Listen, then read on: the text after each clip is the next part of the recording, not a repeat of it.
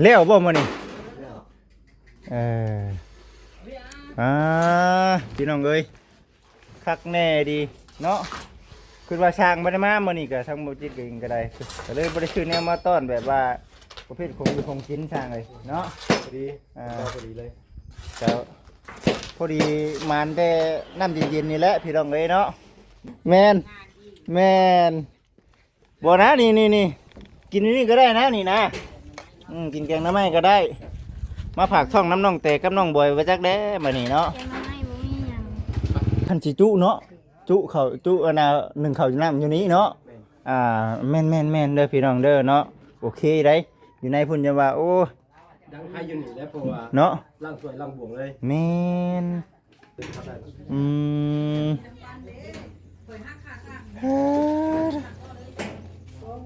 พักข่าวสารพักเกี่ยวพักข่าวสารเบิ่งไปพี่น้องเอ๋ยเนาะปูนเฮายังได้เรื่องอยู่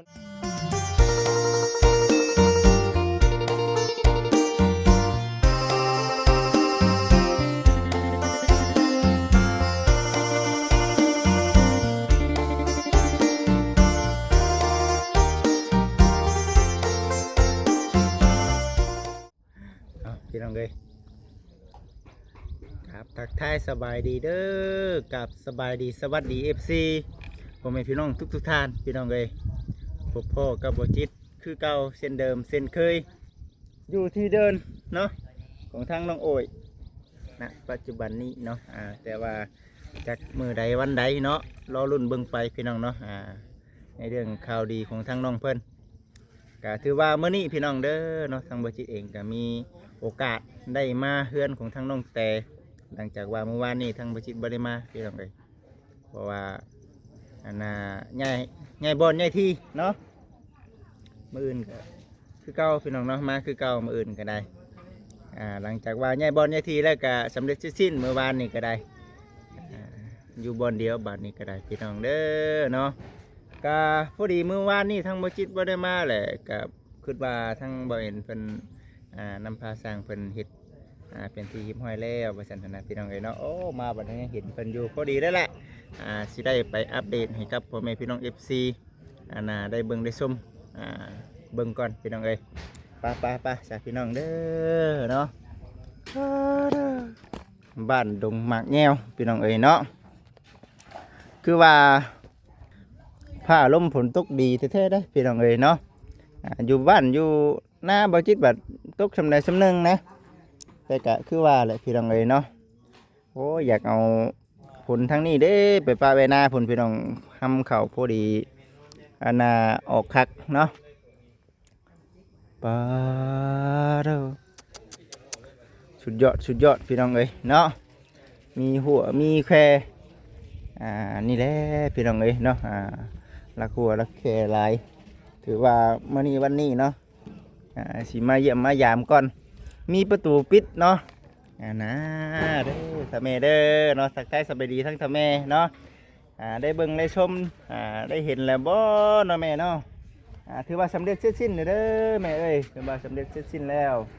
มาในเรื่องเวียกของทั้งน้องเพิ่นที่แม่มอบหมายงานให้ก็ถือว่าสำเร็จเสร็จสิ้นแล้วขอบคุณหลายๆแม่เอ้ยสำเร็จแล้วแม่เอ้ยกับFC กับหลายๆคนเพิ่นก็ว่าอยู่โอ้ยขอบคุณทั้งผู้รักผู้ใหญ่ทั้งบ่จิตหลายๆเด้อเนาะที่ว่าร่วมทำบุญกับทั้งบ่จิตให้บ่จิตเป็นสะพานบุญให้ว่าซั่นคือว่าหลายๆท่านเพิ่นก็ดีใจเพิ่นก็ชื่นชมเนาะในน้ำจิตน้ำใจ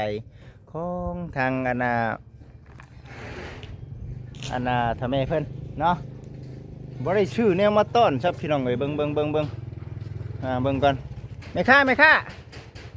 มีหยังไงเข้ามาก่อนมีหยังแน่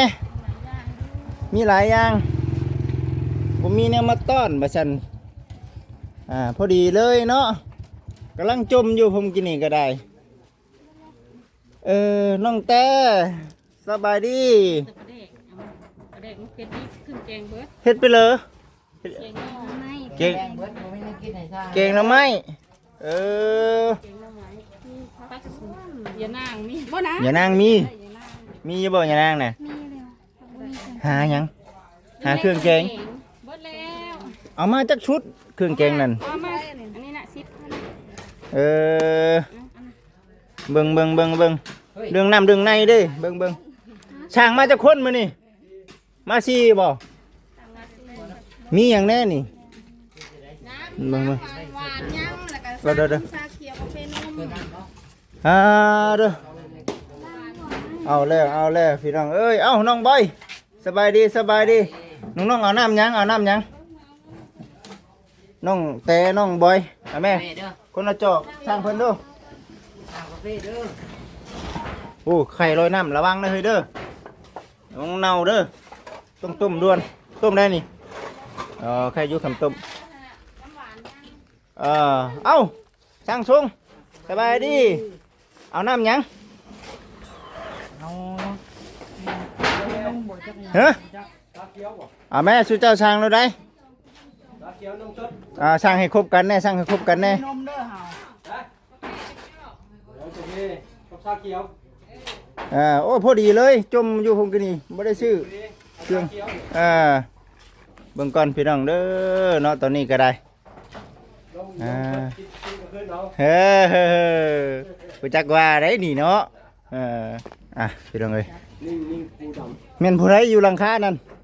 ต้อง น้องถวยทองเอ้าสบายดีให้อีกคนหนึงได้ค่ะโอ้สั่งแปะนอนพักผ่อน ของไผ่กระเพาะ กาแฟเป็นของไผชาเขียว ชาเขียวก็ได้ ชาเขียวก็ได้ ชาเขียวอีกดอกนึงแล้วจะ ลูกแวะ พุ่นเอาเพื่อเพิ่นแน่เอากาแฟให้เราแน่เราง่วงนอนเอา เฮ็ดคุกล้วน คิดว่าแล้วแต่มื้อวานนี่สิดอก วัน วันนี้จะมาบ่ บ่ตัวเครื่องมันกันมาเช้านี้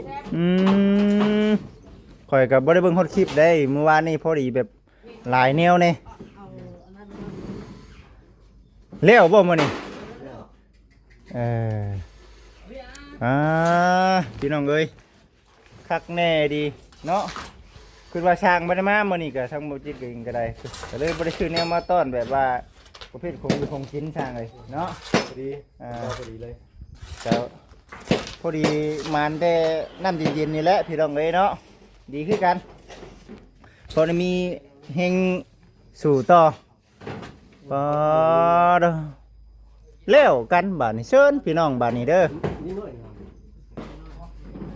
โอ้คักบ่เห็นยังบ่ได้มาบ่ เอ็งเป็นลาบคนไทยนา บ่มาบ่นี่ 12มื้อเนี่ย 12มื้อพุ่น ลาบคนไทยนา เกินจังว่าเด้เนาะ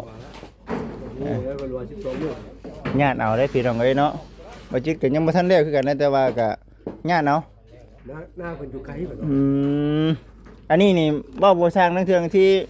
คันว่าเฮาบ่มีเวียกเกี่ยวกับการแก้หรือสิคิดรู้จักมามื้ออื่นนี่สิแวะไถนาตอนเช้า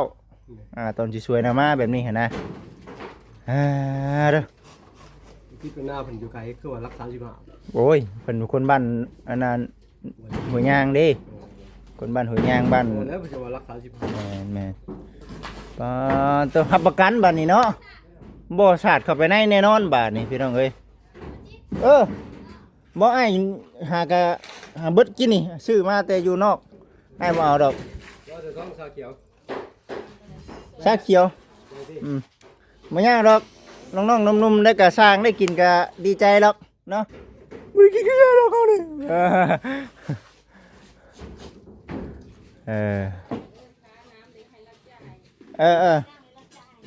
เดี๋ยวใจให้หมู่ก็ดีใจนะเฮาน่ะ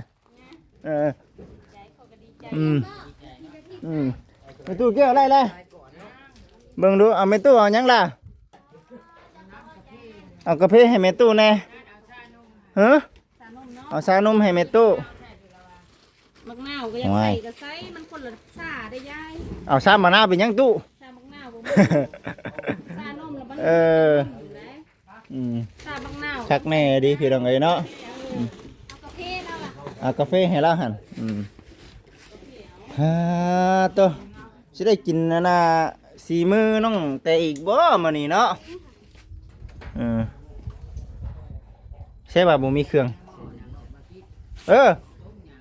เพิ่นว่าเพิ่นแกงหน่อไม้เพิ่นว่าเอาโครงไก่มาใส่ แกงแบบบ้านๆเฮาก็ได้บ่เป็นหยังดอกมีสำใดกินสำนั้นบ่เป็นหยังดอกบ่เป็นหยังดอกสำบ้านเฮา ได้ป่ะโอเค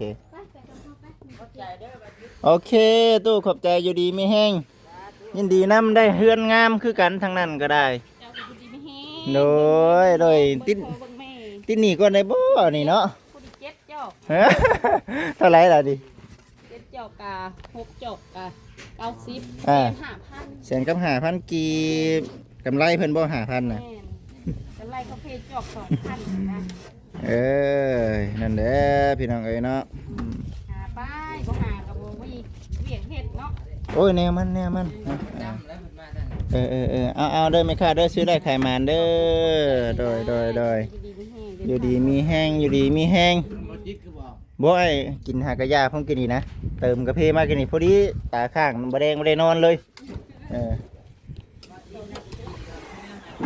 แม่นบ่นะนี่กินนี่ก็ได้นะนี่นะกินแกงหน่อไม้ก็ได้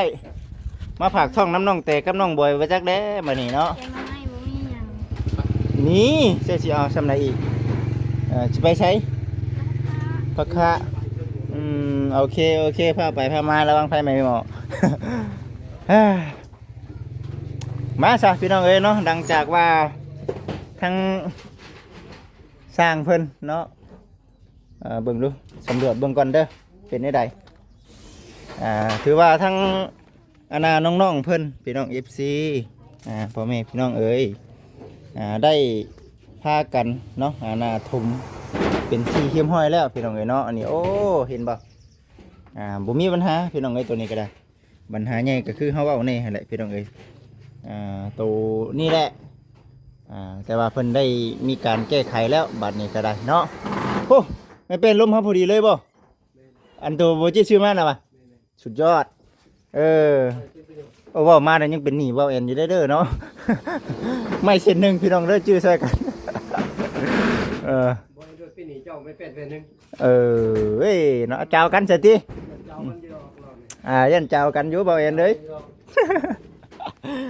นี่แหละก็ช่วยน้องเพิ่นคือเก่าหั่นนะพี่น้องเอ้ยเนาะบ่เป็นหยังบ่เป็นหยัง มีแต่ว่าตอนนี้ปัจจุบันนี้เนาะทั้งน้องเพิ่นเนาะน้องเสยดาบ่ได้มามื้อนี้ มา แ เป็นมาเด้ แผนเพิ่นมาบ่ไกลห่างเนาะมายังนี่บ่เอ็นบ่เด้อมีแต่ในเรื่องขั้นตอนโครงการนี่แหละว่าสังแก้ว ครับรายละเอียด แล้วก็คันสิจุเนาะจุเขาจุอันน่ะหนึ่งเขาอยู่น้ำอยู่นี้เนาะแม่นเด้อพี่น้องเด้อเนาะโอเคได้อยู่ในพุ่นจะว่าโอ้ ดังไทยอยู่นี่แล้วเพราะว่า เนาะ ล่างสวยล่างบวงเลย แม่นเปเลยนี่พี่น้องโอ้ย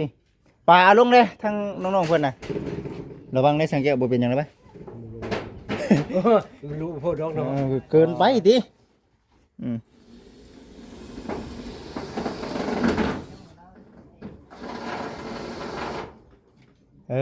คักแล้วพี่น้องเอ้ยบ้านนี้คักแล้วก็มื้อนี้ก็ทั้งบ่คิดมีโอกาสได้มาพี่น้องเอ้ยเนาะได้มาก็ถือว่าเอาดีใจหลายอันนี้นี่อะไรก็อันนี้สีคาดบ่นี่ นี่ฮะนี่รถใหญ่ใส่เลยเด้ส่วนนี้จะมันลมพัดกันเลย กรึกนี่เส้นนี้มันบ่ ตัวเพจ เบิ่งได้น้อง เลยลองนั่นแหละ นี่เดี๋ยวนี้ นี่นะ ยิงได้ไรยิงเดียว นี่แหละแล้ว เดี๋ยวบ่บัดนี้ถึงนึงใครเอาเด้อสิขึ้นยากแล้วบัดนี้ได้ เอามาเลยนะตัดตัวนี้ ตัดบุญทอเอาลักลานเมื่อเนาะมันต่ำๆหนึ่งดิลองของ คือบ่สูงอยู่นะเนาะยังนำขึ้นไปต่ำเทิงพุ่นอยู่พี่น้องเอ้ย โอ้คักได้บาทนี่ สองเถื่อ สองเทื่อเลยติ เวลาสองเถื่อเลยต่ำเลย อืม เจ็บบ่ เจ็บบ่เท่านั้นแหละบ่เจ็บนะจังลองสองเทื่อนี่ใครกลัวเฮาเอากลมห้องน้ำเนาะเฮ็ดบัดนี้ผู้ดีงามไปลองเฮ็ดบัดนี้งามแล้วเฮ็ดบัดนี้งามเออเอานั่นแหละพี่น้องเอ้ยเนาะมาคนหนึงคนเดียวบ่จิตมื้อนี้ก็ได้พอดีเมื่อวานนี้หยุดงานเด้มื้ออื่นก็มาคือเก่าหั่นแหละพี่น้องเอ้ยเนาะก็จังใดก็จังว่ากันคันว่ามีการมีงานทางนี้ก็สิมาเรื่อยๆอยู่หั่นแหละพี่น้องเอ้ยก็ฝาก FC เป็นกำลังใจให้นี่เด้อพี่น้องเด้อตอนนี้นะปัจจุบันนี้ก็ถือว่าโอ้สวยงามอันนี้เฮาเทแล้วนี่เนาะเทแล้วมันแข็งแล้วเฮาเอานี่เอาดินนี่ปกหน้าก่อน พวกงานจะได้คัดบ่นี่ ที่คัดหนาเลย ช่วยปัดจบ แล้วตัวเบิ่งไปฉันพี่น้องเนาะสวยงามเนาะสวยงามลงไปได้ไหม บ่ดกเองเด้อน้องถือทองเลย ไม่ใกล้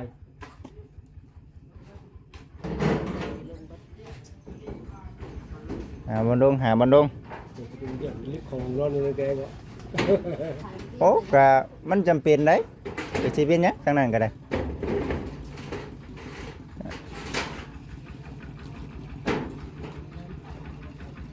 หาวิธีพอดีบ่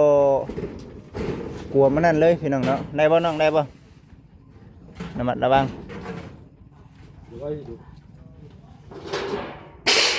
เอาเครื่องเอาของมาเพิ่นยังบ่ได้มาที่เจ้าตัวเพิ่นน่ะบ่แอนน่ะลงนี่ก็ได้เนาะตามๆนึงว่าซั่นหาวิธีลงเองเด้อบ่ฮักดอกประตูเจ้าเบาๆนึงเนาะฮึบเรียบร้อยโอ้จังสั่นล่ะวะพี่น้องเอ้ยตอนนี้ปัจจุบันนี้ 12 โมงเที่ยงพอดีพี่น้องเอ้ยเนาะพอดีน้องๆเพิ่นเฮ็ดแกงหน่อไม้สู่กินมีแต่ว่าคัดตัวนี้ก็สำเร็จแล้วบัดนี้เนาะแล้วพี่น้องเอ้ยเนาะสำเร็จแล้วตัวนี้ถือว่าล้างถ้วยล้างบวงหนึ่งข้าวหนึ่งน้ำนะพี่น้องเนาะทั้งนั้นใบถ้วยใบบวงทางในพุ่นสำเร็จแล้วสวยงามได้บ่เห็นยังอ๋อยิงตัวนั้นบ่ได้บ่มันจ่อก็ยากเลยฮึบลองเหยียบกับแข็งอยู่เนาะมันแข็งพอแห้งเลยเนาะมีแต่คัดได้ซื้อมันบ่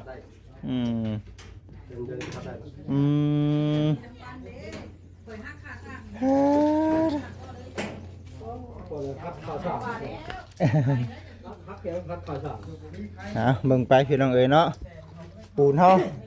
ยังได้เรื่องอยู่เนาะพอดีบ่จิตก็บอกให้เพิ่นปูนเฮาเดือจักสอบก็อันน่ะสังแก้วตอนบ่จิตน่ะ2 สอบบ่2 สอบเนาะเอามาใส่เลย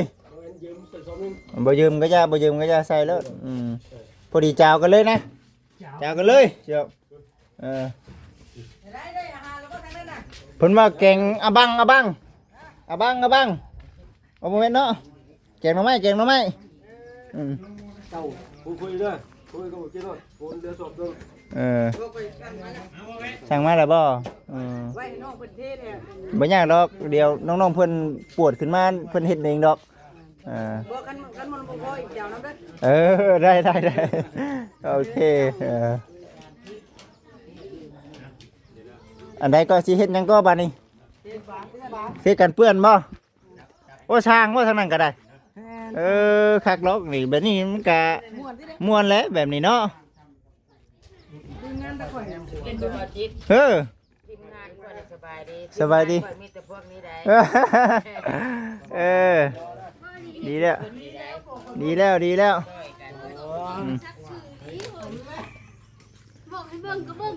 เบิ่งในชื่อเนาะจะบอกว่าลาเอ้ยเบิ่งงัวกินก้าเด้อได้เนาะงัวกินก็เบิ่งในชื่อ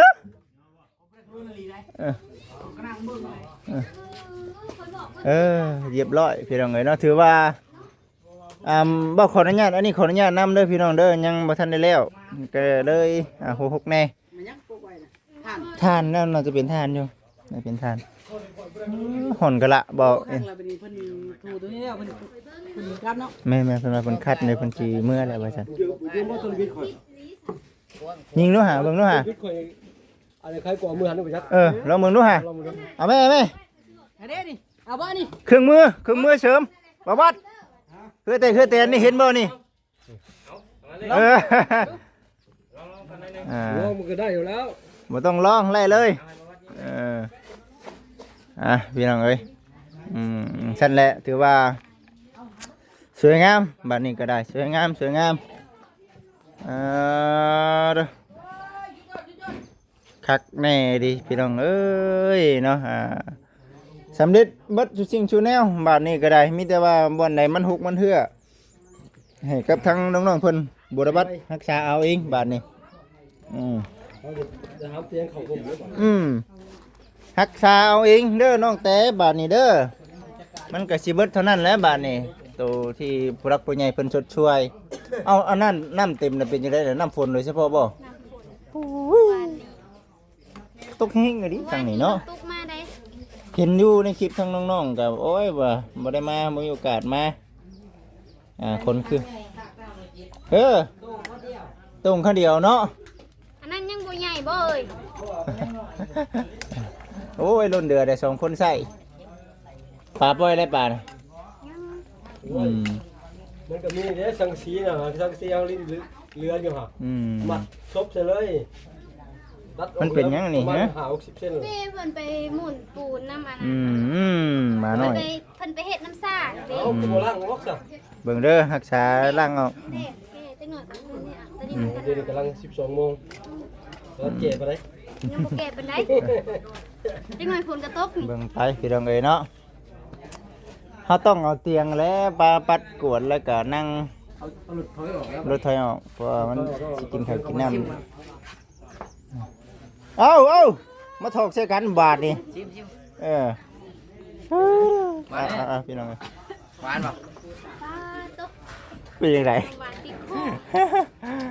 อ เอาพี่น้องเด้อเบิ่งไปน้ำกันเด้อพี่น้องเด้อสำเร็จแล้วพี่น้องเดียวสิท่ากินข้าวกินน้ำแล้วก็สิคัดเนาะสังแก้วเนาะโอเคเฮาก็สิเบิ่งอีกคลิปต่อไปเด้อพี่น้องเด้อ